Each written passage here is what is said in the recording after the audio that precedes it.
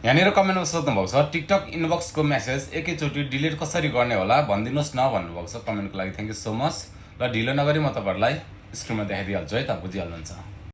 अन्त सुन्नु, तपाईँहरू आफ्नो टिकटकको इनबक्समा जानुहोस्। इनबक्समा जानुहोस् होइन। अब यसरी लङ प्रेस गर्दाखेरि चाहिँ अब होइन, डिलिट गर्दाखेरि यहाँनिर अल मार्कको अल सेलेक्टको अप्सनै छैन, एक एकवटा मात्रै डिलिट गर्ने अप्सन छैन। एक एकवटा त साध्यै नै हुँदैन होइन। अब एकैचोटि धेरै इनबक्सको म्यासेजहरू डिलिट गर्न चाहनुहुन्छ होइन भनेदेखि माथि यहाँनिर 3 डटको लाइन छ, एउटा 3 डट छ होइन, 3 डट छ। अनि त्यसपछि यहाँनिर सेलेक्ट च्याट भन्ने छ अप्सन छ।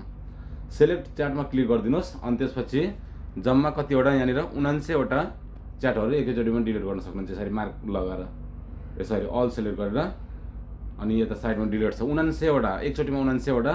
त्यसपछि फेरि अर्कोचोटि पनि 79वटा, त्यसरी गर्दै गर्नुपर्छ है। तर एकैचोटि अल चाहिँ हुन्न। अब यहाँनिर डिलिट गरेपछि अनि डिलिटमा गएपछि डिलिट हुन्छ।